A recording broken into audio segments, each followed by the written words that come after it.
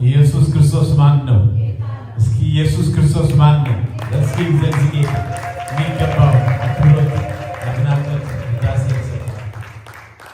ጌታ ተነስቷል። አሜን። አሸንፎ ሞትን አሸንፎ ሲሰበክ ነበር፣ ሲዘመር ነበር፣ ዝማሬ እንዲሁ ሲነገርም ነበር። ጌታ ሞትን አሸንፎ ተነስቷል። እግዚአብሔር ይባረክ። ጌታ እጅግ አድርገን እናመሰግናለን። አጠገባን ወይ ሁለት ሰው ይዛችሁ ጌታ ተነስቷል፣ ጌታ ይባርክ ብላችሁ ሰላም ትባባላላችሁ። ተነስቷል ጌታ።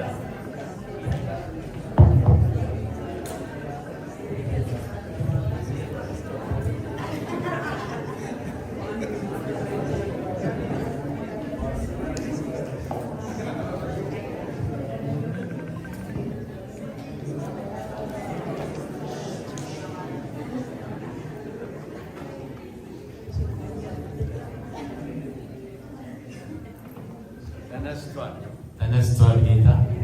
እግዚአብሔር ይመስገን። በቃ ክብር ለኢየሱስ ተባረክ። እግዚአብሔር ይባረክ። ጌታ ስለሰጠን ስለዚህ ድንቅ ድንቅ አምልኮ ጊዜ በእውነት ጌታ እጅግ አድርገን እንባርካለን። ወንድሜ ማርክዬ፣ ተስፍሽ፣ ሁላችሁም ጌታ ብዙ ውስጥ ይባርካችሁ። ተባረኩልኝ። እግዚአብሔር ይመስገን። የሚገርም አይነት ግጥም ነው የሰማነው። ጌታ ይባረክ። ማርክም ድር ሰምታችሁት ከሆነ ቆንጆ ግጥም አሰምተዋል።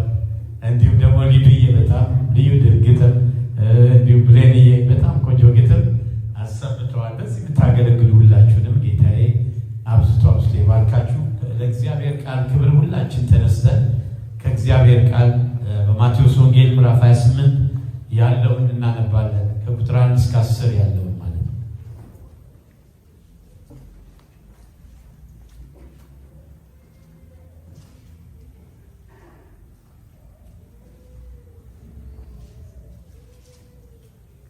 እግዚአብሔር ይመስገን።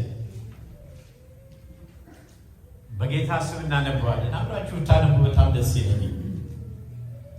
በሰንበትም መጨረሻ መጀመሪያ ቀን ሲነጋ መግደላዊት ማርያምና ሁለተኛይቱ ማርያም መቃብሩን ሊያዩ መጡ። እነሆም የጌታ መልአክ ከሰማይ ስለወረደ ታላቅ የምድር መናወጥ ሆነ። ቀርቦም ድንጋዩን አንከባሎ በላዩ ተቀመጠ። መልኩም እንደ በረዶ እንደ መብረቅ፣ ልብሱም እንደ በረዶ ነጭ ነበር። ጠባቆች እርሱን ከመፍራት የተነሳ ተናወጡ፣ እንደ ሞቱም ሆኑ። መልአኩም መልሶ ሴቶችን አላቸው፣ እናንተስ አትፍሩ፣ የተሰቀለውን ኢየሱስን እንድትሹ አውቃለሁና እንደተናገረ ተነስቷልና። በርስኬ በዚህ የለም፣ የተኛበትን ስፍራ ኑና እዩ። ይሄ ነው ዋነኛው መልእክት እላችሁ። አሁን ደግሞ ሰባተኛውን እንድናነበው ፈጥናችሁ ሂዱና ከሙታን ተነሳ፣ እንደውም ወደ ገሊላ ይቀድማችኋል፣ በዛ ታዩታላችሁ ብላችሁ ለደቀ መዛሙርቱ ንገሯቸው። እነሆም ነገርኳችሁ። እነዚህ ሁለት ነገሮች እንድትይዙ ይፈልግ። እንደተናገረ ተነስቷል፣ የተኛበትን ስፍራ ኑና እዩ፣ መቃብሩን ማለት ነው። ይህን ነው የሚሉት መልአኩ። እንደገና ፈጥናችሁ ሂዱና፣ ሁለተኛው መልእክት ከሙታን ተነሳ፣ እነሆ ወደ ገሊላ ይቀድማችኋል ብላችሁ በዛ ታዩታላችሁ ብላችሁ ሂዱና ንገሩ መነሳቱ። እነዚህ ዋና መልእክቶች ናቸው የትንሣኤ ማለት ነው። እንቀጥላለን 8 እስከ 10 በፍርሃትና በታላቅ ደስታ ፈጥነው ከመቃብር ሄዱ፣ ደቀ መዛሙርቱን ሊያወሩ ሮጡ። እነሆም ኢየሱስ አገኛቸውና ደስ ይበላችሁ አላቸው። እነርሱም ቀርበው እግሩን ይዘው ሰገዱለት። በዛን ጊዜ ኢየሱስ እንዲህ አላቸው፣ አትፍሩ፣ ሄዳችሁ ወደ ገሊላ እንዲሄዱ ለወንድሞቼ ተናገሩ፣ በዛም ያዩኛል አለ። እስኪ ለጌታ ክብር እንስጠው። የሰራው ስራ ቀላል አይደለም ወገኖቼ። ሃሌሉያ። ግን ፓስተርም ሲናገር ነበር፣ ሞት የሚባል ክፉ ጠላት፣ የሰው ልጅ የመጨረሻው ጠላት ይለዋል መጽሐፍ ቅዱስ። ሁሉን በስራት ላይ ነበር ያቆየው ጌታ እስኪመጣ ድረስ ማለት ነው። እግዚአብሔር ይባረክ። ማንም ንጉስ፣ ማንም ኃያል፣ ማንም ገናና በዚህ ሞት በሚባል ትልቅ ጠላት ታስሮ ነው የኖረው። ጌታ መጣና ያደረገው ሞትና መላእክቱን ሳይቀር ሃሌሉያ መቃብር ሳይቀር ሲኦል ሳይቀር ሰይጣንን ሳይቀር ለዘላለም አፈረሰው። ክብር ለኢየሱስ ይሁን። አሜን። ከሙታን በመነሳት ሕያው ለመሆን የመጀመሪያ ሆነ። እንጸልያለን። ዘላለማዊና ጻድቅ የሆንክ ቅዱስና ቸር አባት እግዚአብሔር ሆይ በጌታችን በኢየሱስ ክርስቶስ ስም የዛሬ 2000 ዓመት ስለተፈጸመ ታላቅ ሥራ በቀራንዮው መስቀል ስለሰራኸው በትንሣኤው ስለተገለጠ ማዳንህ ፈውስና ተአምራትህ በናዝሬቱ በኢየሱስ ስም እናመሰግናለን። አንተን የሚመስል አምላክ በላይ ቢሆን በሰማይ በታች ቢሆን በምድር ማንም የለም።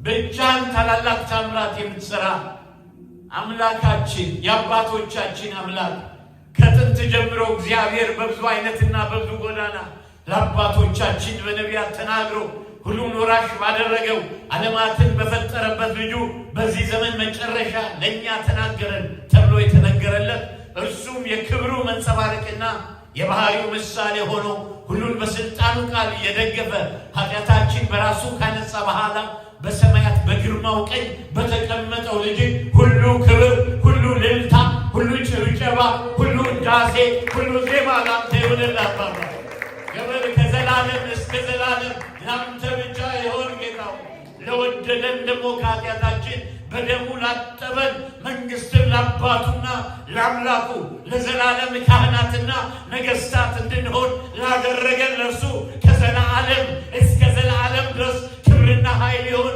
አሜን ሃሌሉያ። እነሆ ከደመና ጋር ይመጣል፣ ዓይንም ሁሉ ያውቁትም ያውታል። የምድር ወገኖች ስለ እርሱ ዋይ ዋይ ይላሉ። አሁን አሜን ያለውና የነበረው የሚመጣው ሁሉን የሚገዛ ጌታ አምላክ አልፋና ኦሜጋ እኔ ነኝ ይላል ተብሎ እንደጻፈ አልፋና ኦሜጋ መጀመሪያና መጨረሻ መካከለኛ የሆንከው የናዝሬቱ ኢየሱስ ሁሉ ክብር በኢየሱስ ስም ለአንተ የሆነ ክብር ሃሌሉያ።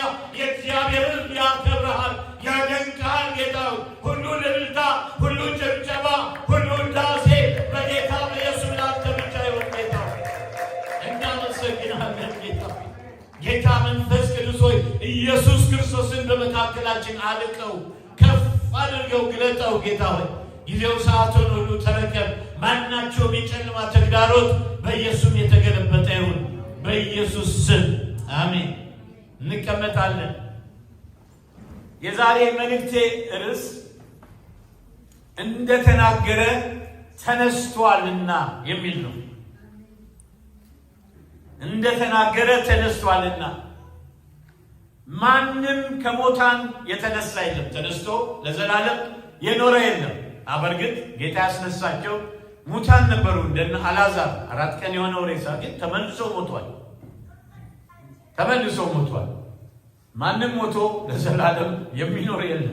ክብር ለኢየሱስ ይሁን። እኔና እናንተ ጌታ ግን እንዲህ አይደለም። ክብር ለኢየሱስ ይሁን። አንድ የፈረንሳይ ንጉሥ ናፖሊዮን ማለት ነው በነበረበት ጊዜ አንድ አዋቂ ነኝ የሚል ሰው ያው በቅርብ እንደ ወዳጅ ነውና ይነግረዋል ታሪክ። ኢየሱስ ክርስቶስ ከሞት ተነስቷል እያሉ ሁልጊዜ ክርስቲያኖች ያው በአደባባይ በየዓመቱ ያከብሩታል ፋሲካ እየተባለ እና የሚከበር በዓል አለ እና ይህንን ዲፋይ ማድረግ እፈልጋለሁ። በቃ ማስረገጥ እፈልጋለሁ። ይሄ በቃ ነገር በቃ አላደ ሌላው ሰው ሊደግመው የሚችል ነው ብያምናለሁ እና አዲስ ሃይማኖት መጀመር እፈልጋለሁ አለ እና እንደው ይሄን ላማክርህ ነው ብለው ጠየቀው። አይ ሐሳብ ጥሩ ነው አለው። ግን አንድ ነገር ወቃል ዓርብ በመስቀል ላይ ውለህ እሁድ ከተነሳ ያ ያልከው ሃይማኖት እውነት እንደሆነ ታረጋግጣለህ። አሜን። ጌታችን የጀግና ሞት አይደለም የሞተው፣ ከዛ በላይ የሆነ ነው። አንዳንዴ የጀግና ሞት እየተባለ ሲወደስ ሰማል፣ ግን ከዛ በላይ ነው ወገኖች። ምን አወዳድሮት የእሱ አሟሟት ወገኖች፣ ከጀግና ያለፈ ፈቅዶ መስዋዕት ሞት የእግዚአብሔር ልጅ መስቀል ላይ ዋለ ወገኖች። የጀግና ሞት አለ፣ ከጀግና ሞት በላይ የጀግና ሞት ቢሆን ለአድቬንቸር ነውና ያው እዛው ላይ ይቀር ነበር። እዚህ መቃብሩ ከሙታን መነሳቱ ግን ከዛ ያለፈ። በዚህ ቦታ ላይ በማቴዎስ ወንጌል ምዕራፍ 28 ላይ ማቴዎስ ሊያሳየው የፈለገ ነገር አለ። በመጀመሪያ በጣም የሚያስገርም በቃ የሚያስደንቅ መለኮታዊ ነገር የሆነ ነው ያለው። ታላቅ የመሬት መንቀጥቀጥ ሆነ ይላል። ከዛ በኋላ ደግሞ መልአክ፣ ከዛ በኋላ መቃብሩ ያው እንደምታውቁት ማለት ነው መቃብሩ ላይ የነበረው ድንጋይ ተፈንቅሎ በላዩ ላይ ደግሞ መልአክ ነበር። የሚያስገርም ሱፐርናቹራል ነገር የሆነ ነው ያለው። እና ይህንን ነገር ማሳየት ይፈልጋል። የትንሣኤ ምስክር የሆኑትን አንደኛው ይሄ ሱፐርናቹራል ነገር ነው። ይሄ መለኮታዊ ነገር ነው የተፈጸመው ማለት ነው። ጌታችን ሲነሳ በኃይል ሲነሳ መሬት በሙሉ ተንቀጠቀጠች። መሬት ራደ ማለት ነው። ጌታችን ሲነሳ ብቻ አይደለም ሲሞትም ማቴዎስ በጥንቃቄ ነው የዘገበው። ይህንን በተመለከተ በ27 ላይ በማቴዎስ 27 ላይ እንዲህ ይላል። ከቁጥር 45 ጀምሮ ያለውን አነባለሁ። ከ6 ሰዓት ጀምሮ እስከ 9 ሰዓት ድረስ በምድር ሁሉ ላይ ጨለማ ሆነ ይላል። በ9 ሰዓትም ኢየሱስ ኤሎሄ ኤሎሄ ላማ ሰበቅታኒ ብሎ በታላቅ ድምፅ ጮኸ። ይህም አምላኬ አምላኬ ስለምን ተውከኝ ማለት ነው። በዛም ከቆሙት ሰዎች ሰምተው ይህስ ኤልያስን ይጠራል አሉ። ወዲያውኑ ከእነርሱ አንዱ ሮጦ ሰፍነግም ይዞ ሆምጣጤ ሞላበት፣ በመቃምም አድርጎ አጠጣው። ሌሎች ግን ተው ኤልያስ መጥቶ ያድነው እንደሆን እንይ አሉ። ኢየሱስም ሁለተኛ በታላቅ ድምፅ ጮሆ ነፍሱን ተወ። ልብ በሉ የሆነውን ነገር ከዚህ በኋላ እነሆ ቤተ መቅደስ መጋረጃ ከላይ እስከታች ከሁለት ተቀደደ፣ ምድር ተናወጠች። የሚገርማችሁ አፍተር ኢፌክት ነው እንዳትሉት፣ በእሑድ የነበረው ደግሞ ታላቅ እርዝኩዌክ ነው የሚለው። ቫዮለንት እርዝኩዌክ ነው የሚለው። ዝም ብሎ ተራ አይነት እርዝኩዌክ አይደለም። አፍተር ሼክ አይደለም። ራሱ እንደገና ደግሞ ተደገመ ማለት ነው። ሲሞትም እንደገና ሲነሳም ማለት ነው። አለቶች ተሰነጠቁ ይላል። መቃብሮች ተከፈቱ። ተኝተው ከነበሩት ከቅዱሳን ብዙዎች ተነሱ። የሚገርም ከትንሣኤ በኋላ በመቃብሮች ወጥተው ወደ ቅድስት ከተማ ገቡና ለብዙዎች ታዩ። የመቶ አለቃም ልብ በሉ፣ እዛ ቦታ የነበረው መቶ አለቃው ከእርሱ ጋር ኢየሱስን የሚጠብቁ መናወጡን የሆነውን ነገር አይተው ይህ በእውነት የእግዚአብሔር ልጅ ነበር ብለው እጅግ ፈሩ ይላል። እስከ መጨረሻው የነበሩ ሴቶች ነበሩ፣ ታማኝ ሴቶች። እግዚአብሔር ይባረክ፣ ጌታ ይባርካቸው። በአምነው መነሳቱን ግን እስከ መጨረሻው በጭንቁ ሰዓት እነዛ ደቀ መዛሙርት እንደምታውቃቸው አንዳቸው አልነበሩ። ወደ መጨረሻ የነበሩ እነዚህ ሴቶች ናቸው። እስከ መጨረሻው ድረስ ያዩ ነበር የሚሆነውን ነገር። ሞቶ አይተዋል። በቃ እነዚህ ታማኝ እህቶች ለእንትኑ ብቻ አይደለም። ወንዶች እኮ እዛ በተለይ ደቀ መዛሙርት በራቸውን ዘግተው እየተንቀጠቀጡ ነው፣ በፍርሃት ናቸው። እነዚህ እህቶች ግን በሌሊት በሶስተኛው ቀን ይነሳል ብለው አምነው አይደለም። እሱን ነግራቸዋል። በፍጹም ግን በአይሁድ ስርዓት የሚደረገውን የቀብር አገናነዝ ማለት ነው በጣም የሚጣፍጡ ሽቶና ማለት ነው ስፓይስ፣ በጣም ቅመማ ቅመሞች ሬሳውን ለመቀባት ነበር የመጡት። ስለዚህ መጀመሪያ እንዳልጠበቁ የምታውቁት ድንጋዩን ማን ያንከባልልናል? ማርቆስ 16:3 ማንም ያንከባልል። ድንጋዩ ማለት እንግዲህ ኢየሩሳሌም ሄደን አይተናል። መቃብሩ ድንጋይ እንዲያው ዝም ብዬ አጋና ድንክ እንዳትሉኝ ከ10 እስከ 20 ሺህ ፓውንድ የሆነ ከ10 እስከ 20 ሺህ ይህን በአእምሯቸው ያዙት። 10 እስከ 20 ሺህ ፓውንድ። ስለዚህ ሙሉ ሰራዊት ያስፈልጋቸዋል። አንድ ትልቅ ባታሊዮን መኖር አለበት። ያንን መልሶ ለመዝጋት ማለት ለመክፈትም እንደዛው ግዴታ 15,000 ፓውንድ እናደርግ። እንደዚህ በ5 በ10 በ12 በ20 ሰው የምታነቃንቁት አይደል? ያንን ገጥመው ልብ በሉ በዛ ላይ የሮማው የንጉሠ ነገሥቱን ማህተም አድርገውበታል። ይሄ ካፒታል ትሪዝን ነው። ያውጣቸዋል። እዛ አካባቢ የተገኘ ሰው ያንን በተለይ ማህተሙን እንትን ለማድረግ የሚወጣ ማናቸውን ሰው ብሎ ካፒታል ፓኒሽመንት ካፒታል ትሪዝን ስለሆነ በሞት ነው የሚቀጣው፣ በአሰቃቂ ሞት። ስለዚህ ማንም ወደዛ መጠቃት አይችልም። ስለዚህ ነው የሚያስገርማችሁ የተቀመጡት ጓርዶቹ ሮማውያን 4 በ4 ሆነው በየ6 ሰዓቱ ይቀያየራሉ ማለት በየ6 ሰዓቱ ይቀያየራሉ። 4 ማለት ሊትራሊ 24 ሰዓት ሲሆን 24 ናቸው ማለት ያለ ማቋረጥ እነሱን ከከበቧቸው ከሚጠብቋቸው ሰራዊት ውጭ 24 hours per day ማለት ነው።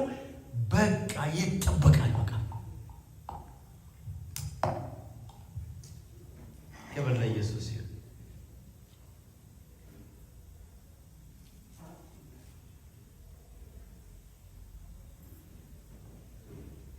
ማቴዎስ 28 ላይ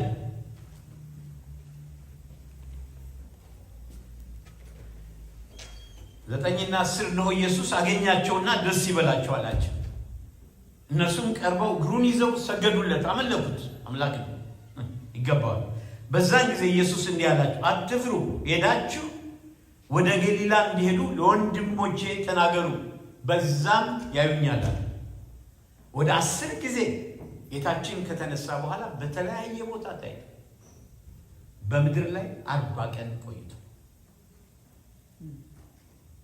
እግዚአብሔር ይመስገን ሲያርግ ነው ብላችሁ ደብረ ዘይት ተራራ ላይ ከነዚህ ከጠራናቸው ደቀ መዛሙርት አንዳንዶች ከተጠቀሱት መጽሐፍ ቅዱስ ላይ አለ። ስለዚህ አንደኛ ቆሮንቶስ ላይ ኋላ ነበዋለሁ። ከነሱ ውጭ 500 ሰው ያይ ነበር። በደንብ ጆሮአችሁን ከፍታችሁ አዳምጡ። ማስ ሃሉሲኔሽን የሚባል በሕክምናም ታሪክ ማለት ሃሉሲኔሽን ለአንድ ሰው ለአንድ ምናምን ለማይበልጥ ሰው የሚታይ ነገር ነው እንጂ ማስ በግሩፕ 500 ሰው ያው የሚያክል ሃሉሲኔት ሊያደርግ ይችላል፣ ሊቃጅ ይችላል። ገብቷቸዋል በል እና እንደዚህ ብለው ሊሞክቱ የወጡ ተነሱ በሙሉ ሳይንስ ራሱ ፕሩቭ አደረገ። እንደዚህ የሚባል ነገር ማስ የሆነ ቅዠት የለም።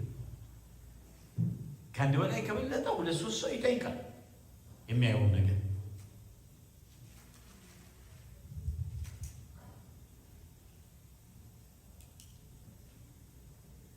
ስለዚህ መስቀሉ ላይ የነበሩ ሴቶች ይህንን ድንጋይ ማን ያንከልበዋል ይልናል። በጣም የሚገርመው ጌታችን ኢየሱስ ክርስቶስ ከመሞቱ በፊት አስቀድሞ ተንብዮ ነበር ስለ ራሱ ማለት ነው። በማቴዎስ 16 very important ስለሱ ማወቃችን ማቴዎስ 16 ቁጥር 21 ላይ እንዲህ ብሏቸው ነበር ለደቀ መዛሙርቱ። ከዛን ቀን ጀምሮ ኢየሱስ ወደ ኢየሩሳሌም ይሄድ ዘንድ ከሽማግሌዎችና ከካህናት አለቆች ከጻፎችም ብዙ መከራ ይቀበልና ይገደል ዘንድ በሶስተኛው ቀን ይነሳ ዘንድ እንዲገባው ለደቀ መዛሙርት ይገልጥላቸው ጀመረ። መከራ ይቀበላለሁ፣ በሶስተኛው ቀን ደግሞ እነሳለሁ እያለ ነው የሚናገር። እንደገና በማቴዎስ 17 ላይ ማቴዎስ 17:23 ላይ እንዲህ ብለዋል ጌታ። አሁን ማቴዎስ 17 ላይ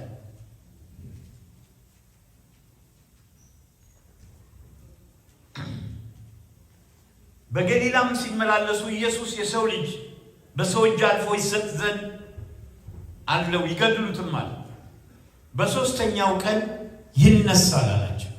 እጅግም አዘኑ። እንዳልገባቸው የምታውቁት እዚህ ላይ ነው። ማዘን ነበረባቸው። የሚነሳ ከሆነ እልል ነው ማለት ያለባቸው። ግን ማንም ያምን የለም፣ ማንም አላመነ። እንደገና በማቴዎስ 20 ላይ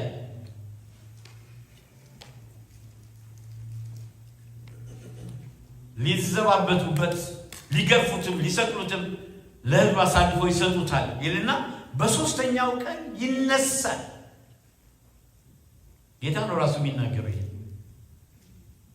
እነሆ ወደ ኢየሩሳሌም እንወጣለን፣ የሰው ልጅ ለካህናት አለቆች ለጻፎች ይሰጣል፣ የሞት ፍርድም ይፈርዱበታል፣ ሊዘባበቱበት፣ ሊገርፉት፣ ሊሰቅሉት ለአሕዛብ አሳልፈው ይሰጡታል። በሶስተኛው ቀን ግን ይነሳል። ማቴዎስ 26:32 ላይ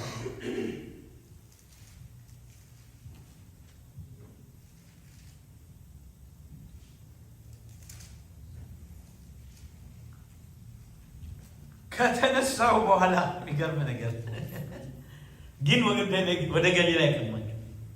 ጌታችን የሞተው ሞት በጣም ክሩል እና ቫዮለንት ዴዝ ነው የሞተው። በስጋ የመንፈሱን ተውት፣ በነፍሱ የደረሰበትን መናገር አይቻልም፣ ማመን አይቻልም። ግን በስጋ በሕክምና አንድ በጣም የታወቁ የነርቭና የእንትን ፕሮፌሰር ምን አሉ? የመከራው አይነት ኒውሮጀኒክ ሾክ የሚባላል። በጣም ኃይለኛ ሰዎች ሲገረፉ እንዲሁ ምናምን በቃ መጨረሻ ላይ ይሞታሉ። በቃ እሱ ግን ኒውሮጀኒክ ሾክ ብቻ አይደለም፣ ደሙ አልቆ ይፈስ ነበር፣ ውሃ የሚመስል ነገር ሴና ልቡ አብጦ ማለት መሰቀሉ ሲባል ልነግራቸዋል። መተንፈስ በጣም አስቸጋሪ። አሰቃቀሉ እጁ ሁለቱም እጁ ተገትሮ ሁለቱም እጁ ተመቶ ሁለት እግሩ ተመቶ፣ ልብ በሉ እንዲህ ለመተንፈስ ፓራዶክሲካል ብሪዚንግ የሚባላል።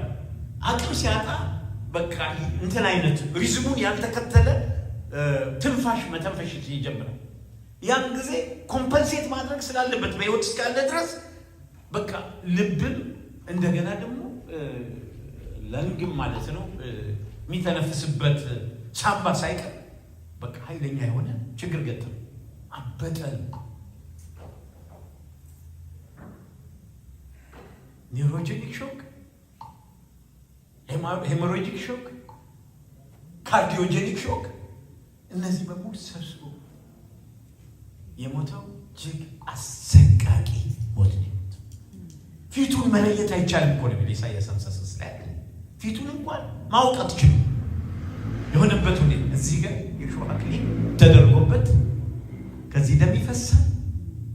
የሾህ አክሊል ማለት ነው። ይሄ አጋሚ ሾህ የሚባለው ቀላል ሾህ አይደለም። ምናልባት የገጠር ልጆች ያልሆናችሁ ላታውቁ ይችላል። በቃ ሙሉ ሰው ይሄ ተበስቷል። በቃ በሙሉ ያ ተደርጎበት ፂሙን የነጩ ምናምን ኤክስኪውዝ ሚ ያላለ መሀል ላይ መከራው መካከል ይቅርታ አድርጉልኛል። ግን መብቱ ነበር። ጌታ ምን ይከለክለዋል? እንደዚህ ብላችሁ አስባችሁ አታውቁም? ይህን የሰው ልጅ በሙሉ አጥፍቶ ዩኒቨርሱን ቢያስፈልግ ማለት ልብ በሉ። ምን አለ 12 ሌጂየን ኦፍ ኤንጀልስ እንዲህ ብል በአንድ ጣቴ ይመጣሉ አለ። ወደ 7200 የሚሆኑ መላእክት በአንዴ ዱብ ይላል። እነዚህ ደግሞ ኃያላን መላእክት አንዱ ወደ በቃ በአንዴ 185,000 የእንትን ሰራዊት የሶሪያ ሰራዊት አመድ ያደረጉ ናቸው። አንዱ ብቻ ያማ በቃ ሲያበቃ ጨርሶ ነው የሄደው እንጂ በሙሉ ምድር በሙሉ ባዶ ነው የምትቀር። እነዛ ቢሰማ በዛ ሰዓት ሀሳቡን ቀይሮ ጌታ አይ የለም በሌላ መንገድ ባደርግ ይሄን ዩኒቨርስ አጥፍቼ በሙሉ የሰው ልጅ በሙሉ አጥፍቼ መብቱ ነው ወይ ከራሱ ኮንሽስ እና ጀስትስ በስተቀር ማንም አይከለክለው። በሙሉ አጥፍቼ ሌላ አዲስ መታሰቢያ የሌላቸውን ማያውቁ አዲስ ፍጥረት ዓለም ፈጥራለሁ ማለት ይችል ነበር። እሱ ግን እንደዛ አይደለም። ፍቅሩ ለየት ያለ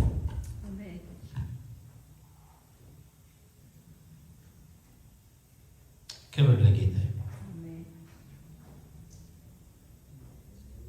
እና ስለዚህ ይሄ ሰው ሁለት በደንብ እንድሰው ይፈልጋል። በጣም ኢምፖርታንት ነው።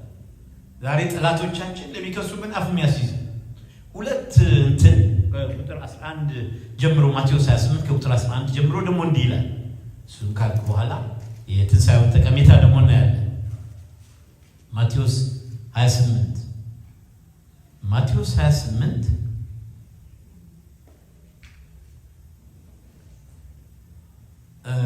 ሲሄዱ ሳሉ ነው ከጠባቆች አንዳንድ ከተማ ወጥተው የሆነው ሁሉ ለካህናት አለቆች አሉ። ጠባቂዎች ናቸው እነዚህ፣ የሮም ጠባቂዎች ናቸው። ምንም ምህረት የለም ለእነሱ ምህረት አይደለም። ከሽማግሌዎች ጋር ተሰብስበው ተማከሩና ለጭፍሮች ብዙ ገንዘብ ሰጥተዋቸው እኛ ተኝተን ሳለን ደቀ መዛሙርት በሌሊት መጥተው ሰረቁት በሉ። ይህም በገዢው ዘንድ የተሰማ እንደሆነ እኛ እናስረዳዋለን። አሁን የሮም ገዢ ዳሴሬሊከ ይደዘከ ኢየሱስ በዛ አካባቢ ሆኖ ያው እንትና ሽብራ ያምጣባቸው እንጂ የሚቸገራቸው ኦልሬዲ አይኑር ብቻ በዛ አካባቢ አለመኖሩን ይፈልጋል። ለኖሪሊከ በገዢው ዘንድ የተሰማ እንደሆነ እኛ እናስረዳዋለን። እናንተ ያለ ስጋት እንድትሆኑ እናደርጋለን አሏቸው። እናንተ ላይ ሞት ምናምን እንዳይመጣ እነሱም ገንዘቡን ተቀብለው እንዳስተማሯቸው አደረጉ። ይህም ነገር በአይሁድ ዘንድ እስከ ዛሬ ድረስ ሲወራ ይኖራል። አሁንም አይሁዶች እንደዛ ነገር እስኪ ይህንን መላምት እንየው። ሁላችን ደቀ መዛሙርት ሰረቁት እንበል። የትኞቹ ደቀ መዛሙርት? የት ያሉት ደቀ መዛሙርት? አሁን የት ናቸው ያሉት እነዚህ ደቀ መዛሙርት? ተናገሩኝ። ፈርተው ብር ዘግተው ጥቅምት ያሉ ናቸው። 12 ናቸው። እንደው ዝም ብሎ እንደው አላል ጡንቻ ያላቸው በጣም እንደው የ30 ሰው ምን አይነት ጉልበት ያላቸው ብለን እንኳን ብናስብ በዚህ ሰዓት የሚችሉበት በቃ ነፍስ እስከማይቀርናቸው ድረስ በፍርሃት እየተንቀጠቀጡ ነው ያሉት። ጌታ ባይጸልይ ኖሮ ከዚህም በላይ ያደርጉ ነበር። ግን ጌታ ጸልዮላቸው አዲስ ያን ቀን እስኪደርሱ በፍርሃት ደንግተው እንዳይሞቱ ማለት ጌታ ስለጸለየ ብቻ ጌታ ጠብቋቸው እስከዛ ጊዜ። የሚገርም አሁን እነዚህ ደቀ መዛሙርት ልብ በሉ ይህንን 15,000 ፓውንድ የሚሆን እንግዲህ ከዛ በፊት ያለውን ነገር አስቡ። ምንድን ነው ያለው? ከዛ በፊት ወደዛ መቃብር ላይ ከመሄዳቸው በፊት ምን ይገጥማቸዋል?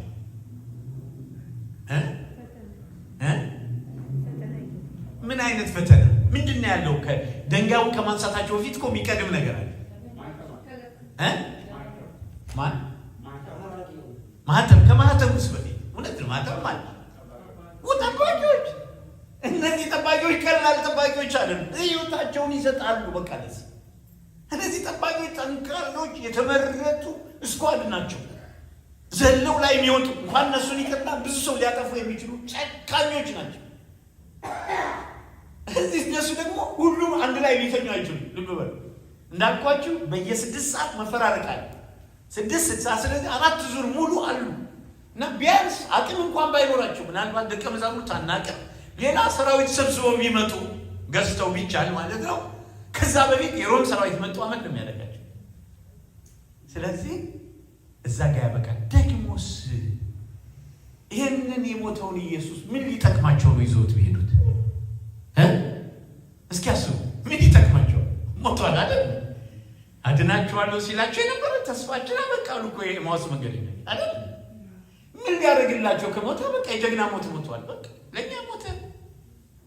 በቃ ሞተ። አዲስ የወደን ነበር በቃ ሞተልን ሊሉ ይችላል። ግን ዋጋ የለው። ግማሽ ወንጌል ጥቅም የለው ማለት ተነሳማ አላረጋገጠም እሱ ማንነቱ። ስለዚህ በምንም ተአምር በምንም ሎጂክ ይሄ አያዋጣም። ወዳጆች ሰረቁት የሚለው አያዋጣም። አሜን ትላላችሁ? እስኪ ለጌታ ክብር እንስጥ። ጨርሱ። የትኛው ያዋጣ? እንኳንስ ሄደው ሊሰርቁት ይቅርና ተነሳ በተባለ ጊዜ ፈርተዋል። ተነሳ ተብሎ እልል እያሉ ነው እንጂ መሄድ ያለባቸው። ምን ነካቸው ነው እኮ ያለችው ማርያም መጣ። ሁሉም ፈርተዋል። ተስረጋቸው አላመኗት።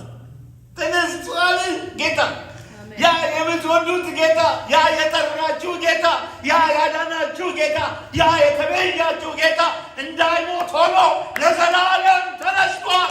እልልታ ጭብጨባ ለጌታ ነው። ለጎሻት ለባዲያ ተነስቷል። አልደፈሩም ይህን የምስራች እንኳን ለመስማት። ተነስቷል። ሞት እንዳይገዛ ሆኖ ነው የተነሳው። በሞት ላይ ተጫምቶ ነው የተነሳው። ሞትና ሲኦልን ሰይጣንን ድል አድርጎ ነው የተነሳው። ሃሌሉያ! እስኪ ክብር ለጌታ ይሁን። ተስፋችን ለዘላለም ሕያው ሆኖ ይኖራል ወገኖቼ። ክርስትና ብቻ ነው ትንሣኤ የሚሰብከው ወገኖች። የትም ሃይማኖት ትንሣኤ ይሰብክ። መሐመድ መቃብር ውስጥ ሙሉ አለ። አሁንም ሌሎችም እነ ኮንፊሽየስ ጥሯቸው ሚሊዮን እነዚህ አማልክቶች በሙሉ እኛን መሪዎችን የሃይማኖት መሪዎችን የሚሉ በሙሉ መቃብራቸው ውስጥ ነው ያሉት። እሱ ብቻ ነው ሞትን ድል አድርጎ ኃይል የተነሳ። አሜን። ክብር ለጌታ ይሁን። ሃሌሉያ። እሺ ወደ ጠላቶች እናምጣ። ጠላቶች ሰርቀውት ቢሆንስ የሚል ቲዮሪ ደግሞ ተነስቷል። እነሱ ወዳጆች ነው ያሉት አይደል? ጠላት ማለት የመስቀሉ ጠላቶች አይሁዶች፣ ካህናት፣ አለቆች ሰርቀውት ቢሆንስ? ለምን ይሰርቁታል? ሞቶ እንዲቀር ነው አይደል የሚመኙት የነበር? ሞቶ እንደውም ያስጠብቁት እኮ ዋናው በሮማ አገር ይሄ ከይሲ ከመሞቱ በፊት ከሞቱ በኋላ እነሳለሁ ሶስተኛው ቀን ብሏል ብለው እኮ የጠየቁት ንጉሱ ቄሳር። ጠባቂዎች በደንብ አድርግልን፣ ምክንያቱም ምናልባት መጥተው እንትን እንዳያደርጉ የሆነ ነገር እንዳይሆን። ዋናው ዓላማ ያሁኑ ሌጂዮን የተሰበሰበው እነዚህ ሰዎች በሚያስጠብቁት በጠየቁት ጥያቄ መሰረት ነው።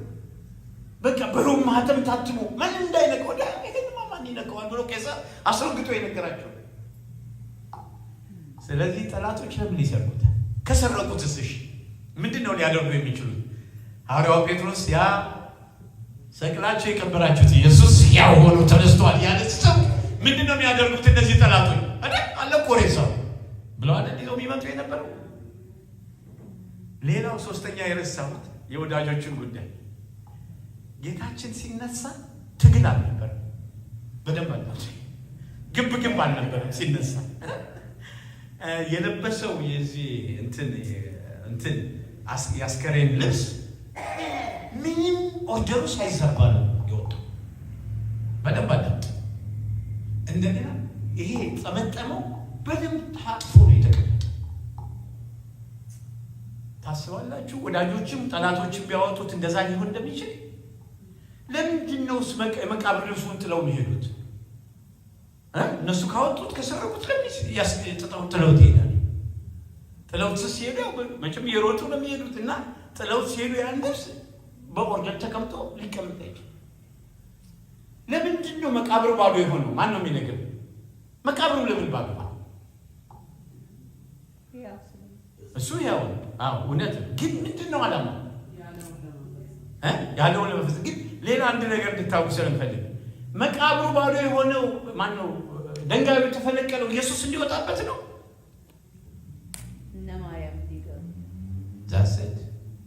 እነሱ መጥተው የትንሣኤ ምስክሮች እንዲያው እንጂ ጌታ እኮ ተነስቶ ኦልሬዲ ምንም አይዘውም። ከዛ በኋላ የተነሳው ጌታ እኮ ምንም አይነት እዚህ የሚባል ግንብ ወይ ህንፃ አይዘውም። በቃ ተነሳ። ሲነሳ ደግሞ በኦርደር እንዲረዱ ማለት ተነስቷል። ወደዚህ እሱ ቀድሞ ተነስ። ከድንጋዩ በፊት ድንጋዩ ምን ያስፈልገዋል? አምላክ እኮ ነው እሱ። ጌትነቱን እኮ አስረግቷል። አሜን። ትንሣኤና ህይወት እኔ ነኝ አለ። ክብር ለኢየሱስ ይሁን። ስለዚህ ቀድሞ እሱ ተነስቷል። ክብር ለኢየሱስ ይሁን። የድንጋዩ መፈንቀል ለእሱ አይደለም ለእኛ ነው። ስለዚህ ነው መላእክቱ ምን አለ? ድንጋዩ ከፈነቀለ በኋላ ኑና የተኛበትን ይሁን ያለ። ይሄ ነው ዋናው አለ። ሂዱና አለ እነሱ ደግሞ ከሙታን እንደተነሳ እንደተናገረው መነሳቱን ነገር ነው። እስኪ ክብር ለጌታ ስጡት ወገኖች። ሃሌሉያ። ይህንን ካልኩኝ የትንሣኤው ጠቀሜታ ምንድን ነው? የትንሣኤው ጠቀሜታ ምንድን ነው? ይሄ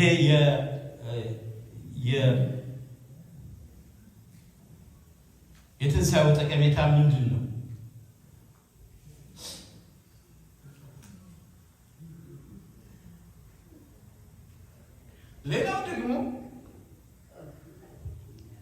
ሌላው የትንሣኤ ማረጋገጫ ሁሉ እንዳለ ሆኖ ጴጥሮስን የመሰለ ፈሪ ያን የመሰለ ድፍረት ተሞልቶ 3000 ሰው ወደ ጌታ ሲያመጣ ገላችሁ የሰቀላችሁት ኢየሱስ እግዚአብሔር አምላክ ጌታ ክርስቶስም አድርጎ ከሙታን አስነስቶታል። እኛ ለዚህ ነገር ምስክሮች ነን አለ።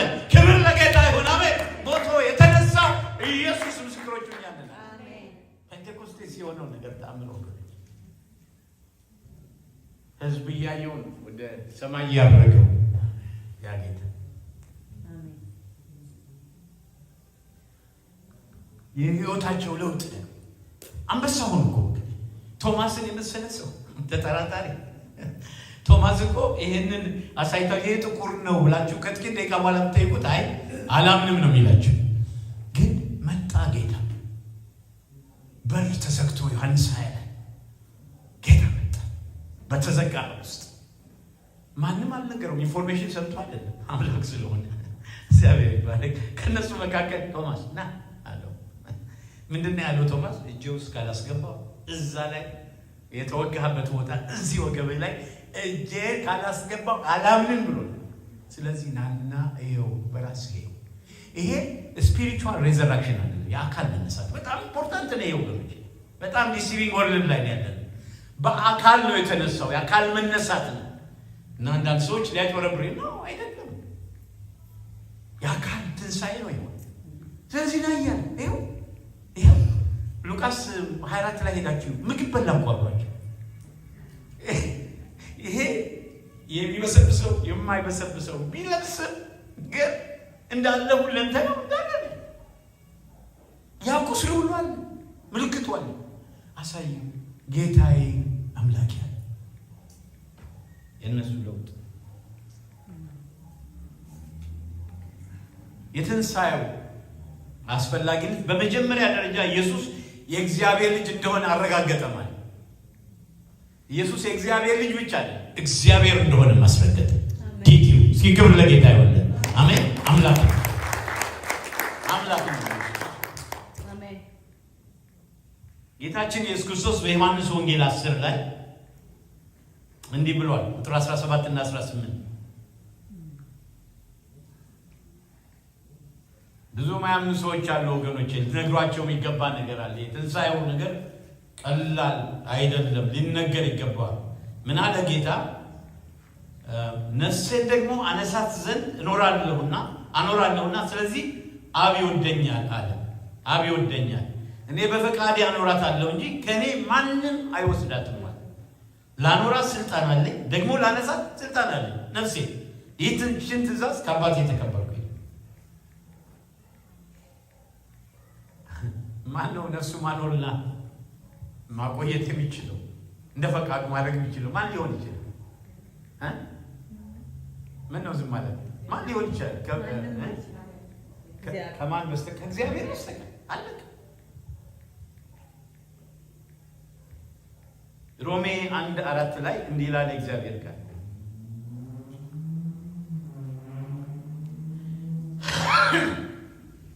ፓስተር አንበል 3 እና 4 ይህም ወንጌል በሥጋ ከዳዊት ዘር ስለተወለደ በቅድስና መንፈስ ግን ከሙታን መነሳት የተነሳ በኃይል እግዚአብሔር ልጅ ሆኖ ስለተገለጠ ስለ ልጁ ነው። እርሱም ጌታችን ኢየሱስ ክርስቶስ ነው። ጌታ ይባርክ። በሥጋ በዳዊት ዘር ስለተወለደ በቅድስና መንፈስ ከሙታን መነሳት የተነሳ በኃይል የእግዚአብሔር ልጅ ሆኖ ስለተገለጠ ስለ ልጁ ነው። እሱም ጌታችን ኢየሱስ ክርስቶስ። አሜን። መለኮት ነው ልጁ ኢየሱስ። አሜን። ኦፊስ ካይንድ እግዚአብሔር ማንንም አይመስል። ይዘ ክላስ ባይመስል ራሱን ይችላል። ማናችን ያው በአምሳሉ ነው የፈጠረው ሰው ምንም ጥያቄ ነው። ግን እግዚአብሔር ግን ማንንም አይመስል። ክላሱ እንደዛ አይነት ክላስ አለ። አንዲት ዘማሪ ስትዘምር ሰሞኑን ምን ሰማሁ? በጣም ደስ የሚል አንተን የሚመስል የለም ትልና አንተን መሳይ አንተን መሳይ ነህ የሚል በጣም ነው ልቤን የሚነካ። እንዴት አይነት ጥበብ ነው! አንተን መሳይ ነህ። በቃ እሱ አብ ወልድ መንፈስ ቅዱስ በቃ አንተን መሳይ እንጂ ሌላ መሳይ የለም። አንተን የሚመስል የለም ደግሞ አንተን መሳይ ነህ። ራስህ በጣም ማን እንደሆነች አላወኩም። ዝም ብዬ ያዳመጥኩት ዩቲዩብ ላይ በጣም ነው የወደድኩት መዝሙሩን። ፕሮባብሊ ሰምቼው ቢይዘው ደስ ይለኝ ነበር። አንተን መሳይ እያልሽ ነው የሰማችሁም ትኖር ይሆን? መለኮትነቱ ጌታ ምንድን ነው ያለው? በማቴዎስ 28:18 ስልጣን በሰማይና በምድር ለማን ተሰጠ ይላል? ለአባቴ ተሰጠ ይላል? ለእኔ ተሰጠኝ ይላል። ምንም ጥያቄ የለም። አምላክ ነው። ልለያያቸው አለ ወልድና ያስተማረው በጣም ይገርማችሁ። አምላክነቱ ብቻ አይደለም ያስተማረው በሙሉ ትምህርት የተናገረው ቃል በሙሉ ከረለበል ኢየሱስ ሰማይ ምድር ያልፋሉ ቃሌ ግን ዛሬ እኛንን ማናም ነው ከመቼ እንደዚህ ብለን ነው ጌታ የሚያዝ ያለ ቃል ያልፍም ብላ አለቀ። ኢየሱስ ስፖክን ወርድ ይባላል ሬቨሌሽንም ነው ጌታ የተናገረው። አብ ስለወልድ እንዲከበር በስሜ የምትለምኑትን ያደርገዋል ነው አለ ጌታ። ምን ጥያቄ ያለው? መጠየቅ ያለብን እንደዚህ ነው። እኛ ብለሃል ይኸው ብለሃል እንኳን አብ ስለወልድ እንዲከበር በስሜ የምትለምኑትን ትቀበላላችሁ ብለናል። በዚህ ጉዳይ ይጠይቃል። ከቃሉ ጋር ይጋጭ እንጂ መጠየቅ መብታችሁ። ፈውስ መጠየቅ ትችላላችሁ። የሚያስፈልጋችሁ ነገር ለልጆቻችሁ ጉዳይ ለማንም ነገር መጠየቅ ትችላላችሁ። እግዚአብሔር ይሰማል፣ ሰምቶ ይመልሳል። ክብር ለጌታ ይሁንልን። እልልታ ጭብጨባ ለእሱ ይሁን። አሜን። ክብር ለኢየሱስ ይሁንልን። አንድ ነገር ልንገራችሁ፣ ድንበር ያደረጋችሁበት ነገር በሙሉ ድንበሩ ይፈርሳል በዚህ በትንሣኤ ጉልበት። አሜን ትላላችሁ? ኧረ እስኪ አሜን በሉ ለጌታ። ምንም አይነት ነገር ለጌታ ክብር ስጡ። ታምናችሁ ይህ ክብር ስጡ። ድንበር የተደረገበት በኢሳይያስ 10 ላይ ያለቀ የተቆረጠን ነገር እግዚአብሔር በምድር ሁሉ መካከል ይፈጽም። አለቀ የሚባል እሱ ጋር አለቀ ሲባል እግዚአብሔር ይጀምራል። ምክንያቱም እሱ አልፋና ኦሜጋ ነኝ ሲል አንድ ጊዜ አልፋ አንድ ጊዜ ኦሜጋ ማለቱ አለ። አት ዘ ሴም ታይም ያ ይገባል ለሰው። አሁን አልቋል ሲባል ይጀምራል። አሜን። አለቀ ሲባል ይጀምራል ማለት አዲስ ነገር። አሜን። መካከለኛው እሱ አልፋ ኦሜጋ፣ መጀመሪያ መጨረሻ፣ ፊተኛም ኋለኛም መካከለኛም ኢየሱስ ነው። አሜን። ስለዚህ በዘጋችሁበት ነገር ላይ ዛሬ ይሄ ሊሆን አይችልም ባላችሁበት ነገር ላይ የትንሣኤው ጌታ ይገለጣል። አምናችሁ ስትጸልዩ ነገሮች ይለወጣሉ። ኢየሱስ ጌታ ነው። ሬክላባዲያ ከሞት ያለፈ ጌታ ነው። እኔና እናንተ ነፃ ያወጣው በሞት ላይ ስልጣን ያለው የሞት መውጊያን የሰበረው ጌታ ከሞት የሚበረታ ጠላት ስለሌለ ምንም አይነት ጠላት ቢሆን ይመታል። አሜን። እመኑ። ታዲያ እንደማያምኑ እንደነዚህ ደቀ መዛሙርቱ እመኑ። ተነስቷል ጌታ። ያ የተነሳው ጌታ አሁን እዚህ ጋር አሜን። እንዲያቀርብ ያላሳያል። እዚህ ነው ያለው። በጣም እርግጠኛ እኔ ጋር እየተነካካን ነው ያለው ሞቶ ከተነሳው ጌታ ጋር። ስለዚህ ምንም ቀልድ የለም። ማናቸውም ነገር ብትጠይቁ ጌታ ያደርጋል ብላችሁ ብትጠይቁት። ሃሌሉያ! ክብር ለኢየሱስ ይሁንለት። የወደቀ ያነሳል፣ የታሰረ ይፈታል፣ የታመመ ይፈውሳል፣ የሞተን ያስነሳል። እልልታ ጭብጨባ የሆነለት አዲስ ነገርን አደርጋለሁ እርሱ አሁን ይበቅላል ያለ ጌታ አዲስ ነገርን ይሰራል። ጌታ አዲስ ነገር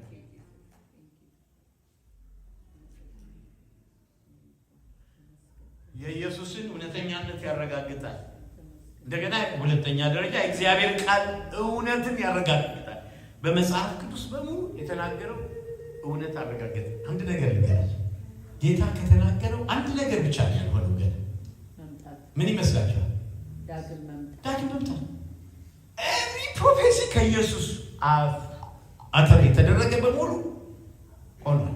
አሜን። ስለ እያንዳንዱ ነገር ጌታ ያለው ነገር ፈልጋችሁ ትፈልጉ ያለው ነገር በሙሉ እውነት ሆኗል። የቀረው ምጽአቶች ክረደብል ያደርገዋል። እንደተናገረው ምን ሆኗል አለ? ተነስቷል። መልአኩ ያን ያለው እንደተናገረው ተነስቷል። አይታችኋል? ጦር ሜዳ ሲሄዱ ሰዎች አባቶቻችን እዚህ ጎፈሬ ምናምን አድርገው ፎክረው እንዲያደርጋለሁ እንዲሰራለሁ እንዲህ ምናምን ብለው ነው የሚሄዱት። አንዳንዶቹ አይመለሱም፣ አንዳንዶቹም ያንንም ስራውም አይሰሩትም። ኤኒዌይስ በዚህም በዛ እንደፎከሩት ያው ጌታ ግን እንደዛ ነው። ኤቭሪ ወርድ ኤቭሪ ስፖክን ወርድ ከኢየሱስ የወጣ ቃል ምንም ሰማይ ምድር ቢያልፍ ይቀላል። ስለዚህ እኛ ነና ማናም ነው ቃሉ ላይ ትናንት ስለ ቃል ስንማር ጌታ ፓስተር ጌታ ውስጥ ይባርኩ ቅዳሜ ይመጣል። ይሄ ቃል የሚለወጥ አይደለም። ይሄ ቃል ውስጣችሁ መግባት አለበት። መግባት ብቻ አይደለም፣ ሜዲቴት አድርጉት። በቃ አላምጡት፣ ተናገሩት፣ ደጋግሙት። ወገኖች እመኑት ነው። በጸሎታችሁ እሱን ጸልዩ። ይሄ እኮ የሚጸለይ እኮ ነው ቃሉ ራሱ ፓወርፉል ወገኖች። ጠላት መቋቋም የማይችለው የዚህን ጉልበት ለምን ጌታ ኢየሱስ ቃል ነው። አሜን አሜን። እናንተ ራሳችሁ እየተለወጣችሁ ነው የምትሄዱት። የማያምን ሰው የሚያምን ይሆናል ማለት ፈሪ ደፋሪ ይሆናል። ነገሮች መለወጥ ይጀምራል። የእግዚአብሔር ቃል እውነት ተረጋግጧል። መዝሙር 16:10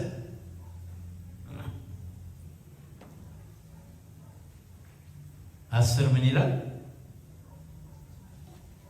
ነፍሴን በሲኦል አትተዋትምና ቅዱስን መበስበስን ያይዘን አትተውምና የሕይወትን መንገድ አሳየኝ፣ ከፊት ጋር ደስታን አጠገብከኝ፣ በቀኝህ የዘላለም ፍስሐ አለ ይላል። ፍስሐ አለ ይላል። መዝሙር 110 ደግሞ እንዲህ ይላል፣ እግዚአብሔር ጌታዬን ጠላቶችን ለእግርህ መረገጫ እስካደርግ ድረስ በቀኜ ተቀመጥ አለው ይላል። እግዚአብሔር ጌታዬ። አያችሁ፣ ሁለት ጌታ ናቸው እዚህ ጋር የሚታይ። አንደኛው እግዚአብሔር ነው፣ ሌላ ጌታ አለ። አያችሁ፣ ከዘመናት በፊት ስለ ኢየሱስ ቀድሞ እንደተነገረ ጌታዬ ይለዋል። የዳዊት ጌታ እግዚአብሔር ማለት ዳዊት ጌታዬ ካለው እንዴት ልጅ ይሆናል አላቸው ስላልገባቸው። እና የዳዊት ልጅ ነው። የዳዊት ልጅ ብቻ በቃ አይደለም፣ የአምላክም የእግዚአብሔርም ልጅ ነው፣ አምላክም ነው። የዳዊትም አምላክ ነው ነቱ። ጠላቶችን የእግር መረገጫ እስካደርግ ድረስ በቀኝ ተቀመጣለሁ። ሶስተኛ የእኛን ለወደፊቱ ትንሣኤ ዋስትና ይሰጠናል። ጌታ መነሳቱ ዋስትና ይሰጠናል። በላይ የአንደኛ ተሰሎንቄ 4:13-18 አነብልኛል። አንደኛ ተሰሎንቄ 4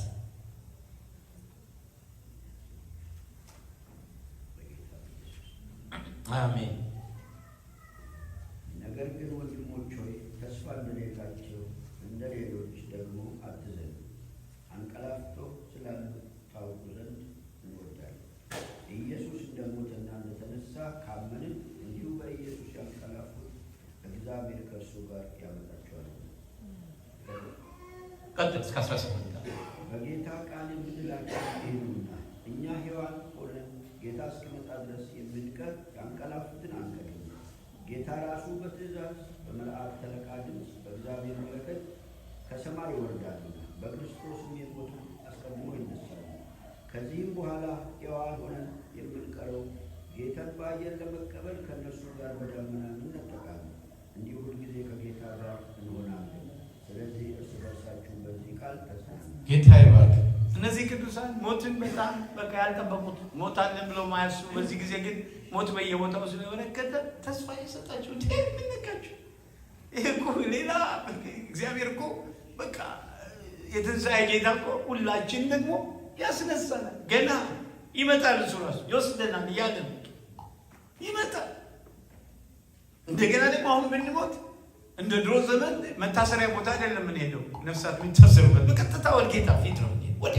ወዲያው ስንሞት በጌታ ፊት ደግሞ አንድ ቀን ይመጣል። ያ ጌታችን ደግሞ እግዚአብሔር ይባረክ። የቀደሙ የጌታ ልጆች በሙሉ አንድ ላይ አብረው ይነሳሉ። ያው የስጋቸው ነው እንጂ ኦልሬዲ እነሱ ከጌታ ጋር ናቸው። ግን አንድ ላይ አብረው ይነሳሉ። እኛንም ከዚህ ይዞ ጌታችን ይሄዳል። የክርስትና ሕይወት የክርስትና እምነት መሰረቱ ትንሣኤ ነው። አራተኛ ወደፊት የሚመጣው ፍርድ ማረጋገጫ ነው። ወደፊት የሚመጣው ፍርድ ማረጋገጫ ነው።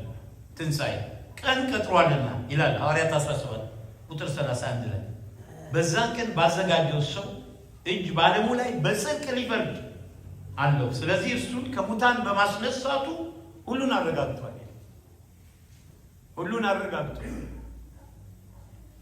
በዮሐንስ ወንጌል 5 ላይ እንዲህ ይላል ቁጥር 25 ላይ እውነት እውነት እላቸዋለሁ ሙታን የእግዚአብሔር ልጅ ድምፅ ግልጽ የሚሰሙበት ሰዓት ይመጣል፣ እርሱም አሁን ነው። የሚሰሙት በሕይወት ይኖራል። አብ በራሱ ሕይወት እንዳለው እንዲሁ ደግሞ ለወልድ በራሱ ሕይወት እንዲኖረው ሰጥቶታልና የሰው ልጅ ስለሆነ ይፈርድ ዘንድ ስልጣን አለው። በሰው ልጅ ላይ የሚፈርደው የእግዚአብሔር ልጅ ኢየሱስ ነው ነው የሚል ያለ እሱ ነው ስልጣን የተሰጠው በሰው ልጅ ሁሉ ላይ ለመፍረድ። በመቃብር ያሉት ሁሉ ድምፁን የሚሰሙበት ሰዓት ይመጣል።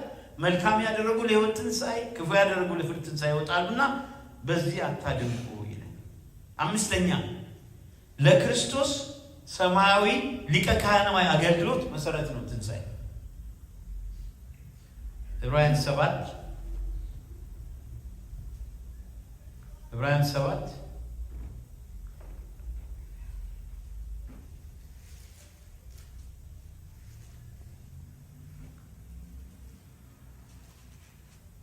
11 ነው ከ23 እስከ 28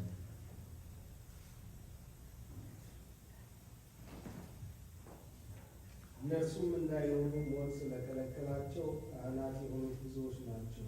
እርሱ ግን ለዘላለም የሚኖር ስለሆነ የማይለወጥ ክህነት አለው። ስለ እነርሱም ሊማልድ ዘወትር በሕይወት ይኖራልና። ስለዚህ ደግሞ በእርሱ ወደ እግዚአብሔር የሚመጡትን ፈጽሞ ሊያድናቸው ይችላል።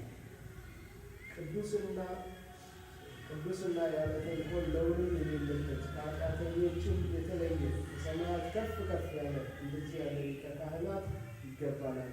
እርሱም እንደነዚያ ሊቀ ካህናት አስቀድሞ ስለ ራሱ ኃጢአት በኋላም ስለ ሕዝቡ ኃጢአት ዕለት ዕለት መስዋዕትን ሊያቀርብ አያስፈልገውም። ራሱን ባቀረበ ጊዜ ይህን አንድ ጊዜ ፈጽሞ አድርጓል። ጌታ ይባርክ። ፓስተር አያችሁ፣ ያው ሆኖ ስለኛ ዘወትር ሊያማልድ ለሕይወት ይኖራል። ጌታውን ባቀኝ ነው። እኔና እናንተ ጉዳይ እሱ ጋር ነው ያለው። ጠላት ስማችን ይዞ ሲወጣ አለው ነው የሚለው ቤት እኔ ጠበቃዋ ነው ሊያማልድ ዘወትር በሕይወት። የሚገርማችሁ ነገር በተለይ አንድ ቃል 25 ላይ ያለው አንድ ቦታ ሲገልጠው አንድ ትርጉም የድሮው ኪንግ ጄምስ ቨርሽን ያሁንም ደግሞ ኪንግ ጄምስ ቨርሽን እንዲህ ይላል፣ wherefore he is able also to save them to the uttermost that come unto God by him, seeing he ever lives to make intercession for them. to uttermost ማለት የገደል መጨረሻ ላይ ብትሆኑ ቁጥጥ ያወጣቸው የውቅያኖስ ጥልቀት ላይ ብትሆኑ ጌታ እስከዛ ድረስ ነው ሄዶ የሚያድናቸው። ኪንግ ጄምስን ባይብል እንደዚህ ነው የሚለው የኒው ኪንግ ጄምስ therefore he is also able to save to the uttermost those who come to God through him, since he always lives to make intercession for them. የሚገርም አምላክ ነው ያለ። ማዳን ብቻ አይደለም የሚያድንበት ጥልቀቱ ደግሞ መጨረሻ ነው። ጥልቀት መካከል ሄዶቹን ዘርግቶ የሚያወጣ አምላክ ነው ያለ። እስኪ ክብር ለጌታ ስጡ። ለዘላለም ይኖራል። ስድስተኛ የክርስትና ወይም የቅድስና ሕይወት ለመኖር የሚያስችል ኃይልን ይሰጣል። በራሳችን ጥንካሬ ለእግዚአብሔር መኖር አንችልም። የሚቻለው የትንሣኤ ኃይል በእኛ ውስጥ ሲሰራ ነው። ፈቃዱን ለማድረግ የምንችለው እግዚአብሔር ስም ልናከብር የምንችለው በዚህ በትንሣኤ ኃይል የምንኖርበት አቅም እግዚአብሔር ሰጥቶናል። ሮሜ 6 ሄዳችሁ ብታዩ በደንብ አድርጎ ይነገረናል። አብረን ተቀብረን እንደገና ደግሞ ተነስተናል በአዲስ ሕይወት እያለ ይናገራል። ክብር ለኢየሱስ ይሁን። አቅሙ የሚወጣው ከሱ ነው። ሰባተኛ ለወደፊት ውርሳችን ወይም ርስታችን ዋስትና ይሰጣል። የመጨረሻው ይሄ እኛም ያው ተስፋ አለ። አሜን። ሰው ለብዙ ትንንሽ ተስፋ ይኖር የለም እንዴ? አንዳንዶች አሜሪካ ለመድረስ ነግሬያቸዋለሁ። አንድ ወንድም አይ ስሙን አልናገርም አይዟቸው። አንድ ወንድም ያለው ያ ወንድም በጣም ትልቅ ቦታ ላይ ነው ያለው። አሁን ግን እሱ ሲያወራ ነው ራሴ የሰማሁት ማለት ጌታ ሆይ አሜሪካ ወስደህ ዛፍ አድርገህ ብሎ ነው የሰጠው። ጌታ ይባርክ። ዛፍም አላደረገው እንደውም አክብሮት አገልጋይ አድርጎ አስቀምጦ ወገን የሰው ተስፋ አንዳንዱ ተስፋ ነው የሚመስለኝ ጌታን ሳያውቅ ይመስለኛል። ይህን ያህል የምንጠማለት ሀገር አሁን ከአሜሪካ እንደገና ተመልሰን ደግሞ ወደ ኢትዮጵያ ሄድን ነው ያምረናል ማለት ማን ይቆማል? አበሻው እስኪያስቡ ሌላማ ሀገር ዜጎች ሁሉ ሰው ቁጥጥ ብሎ ነው የተቀመጡ ሊወጡ ማለት መቼ እንደምን እንዳምንኖር እግዚአብሔር ብቻ ይወቀው። ወይ ጌታ ይመጣል ወይ ወደ ጌታ ምን ልላችሁ ነው። እስከዚህ የሰው ተስፋ ይሄ ነው። ተስፋ ይሄ የኔና እናንተ ይሄ የደከመም ይጠፋል። አሁን እኮ ብዙዎች ተስፋ ቆርጠዋል። በአሜሪካ መጥተውም እዚህ አይተው ይሄ ነው ያለ እዚህ ከመጡ እኛ እኮ እንደዚህ አልጠበቅንም። ይሄ ነው ለካ አሜሪካ እንደዛ ብለው ያው ማለት ምንድነው ልክ እንደዚህ የሰው ነገር ማለት ግን ያው ተስፋ ሊቪንግ ሆፕ አሜን።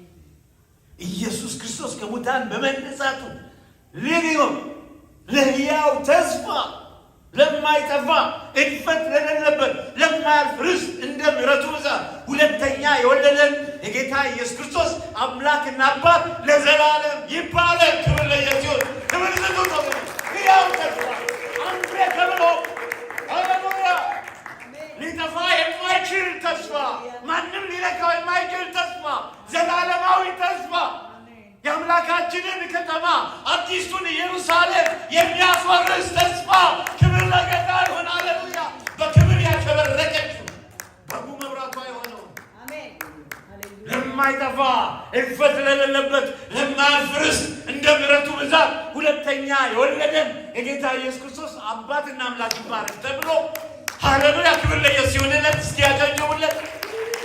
ይህም ርስት ይላል ይህም ርስት በመጨረሻ ዘመን ይገለጽ ዘንድ ለተዘጋጀ መዳን በእምነት በእግዚአብሔር ኃይል ለተጠበቃችሁ ለእናንተ በሰማይ ቀርቶላችኋል። እስኪ ክብር ለኢየሱስ ይሁን። የተዘጋጀ ርስት አለ። እግዚአብሔር ለእኛ ያዘጋጀውን አሁን በመረዳት ስለ ምድራዊ ነገር ስነግራችሁ ካልገባችሁ ስለ ሰማያዊ ነገር ስነግራችሁ እንዴት ይገባችኋል?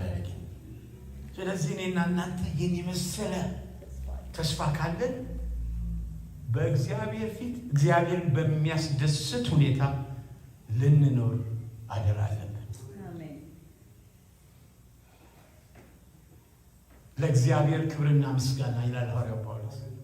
ከኢየሱስ ክርስቶስ የሚገኝ የጽድቅ ፍሬ ሞልቶባችሁ ለክርስቶስ ቀን ተዘጋጅታችሁ ቅኖችና ያለ ነውር እንድትሆኑ የሚሻለውን ነገር ፈትናችሁ ትወዱ ዘንድ ፍቅራችሁ ከፊት ይልቅ በማስተዋል በእውቀት በጥበብ እያደገ እንዲበዛ እንጸልያለሁ።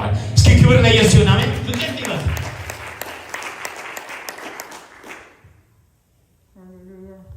በመንፈስ ስለሚሆን ፍቅራችሁ አስታወቀን ይላል ሐዋርያው ጳውሎስ ለቆላስይስ ቤተክርስቲያን።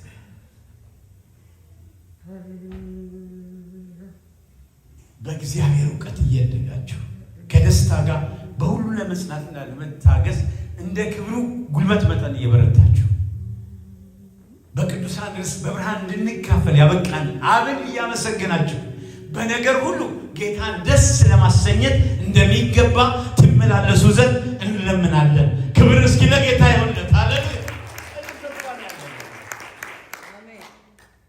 ስለዚህ አደራው ይሄ ነው። ሞቶ የተነሳ ሰው ህይወት ነው መኖር ያለበት። ሞቶ የተነሳ ሰው ህይወት። ሐዋርያው ጳውሎስ ምንድን ነው ያለው?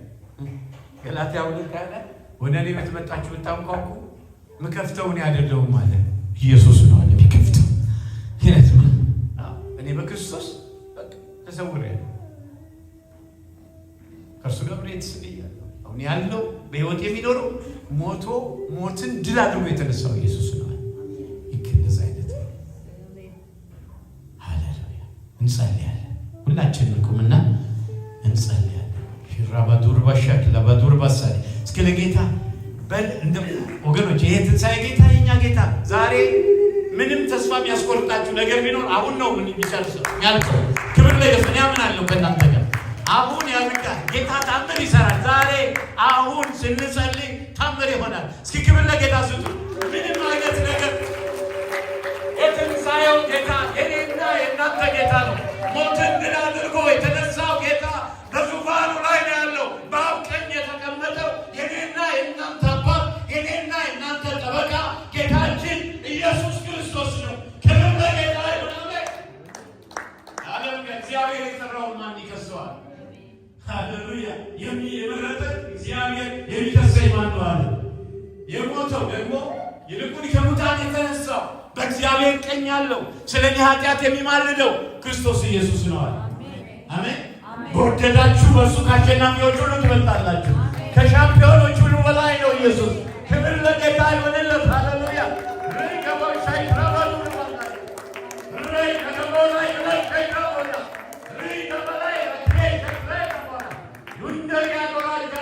በእምነት እንጸልያለን። ወገኖች አንተው ብዙ ረጅም ጊዜ አለኝ። በልባችሁ ምንከራ ያስፈልጋችሁ ባላችሁበት ቦታ በልባችሁ ልባችሁን የያዘ ነገሮቻችሁን የያዘ ዘጋ ምትሉ ምንም አይነት ነገር ቢኖር ዛሬ ጨለማ ቢሆን እግዚአብሔር ብርሃን ያበራበታልና ምንም ነገር ቢኖር እጃችሁን አንሱ፣ ከኔ ጋር ተስማሙ። ዛሬ እግዚአብሔር አምላክ ይወጣል። የዲያብሎስን ስራ ሊያፈርስ የተገለጠው የእግዚአብሔር ልጅ ይወጣበታል። በጌታ በኢየሱስ እንስማማለን።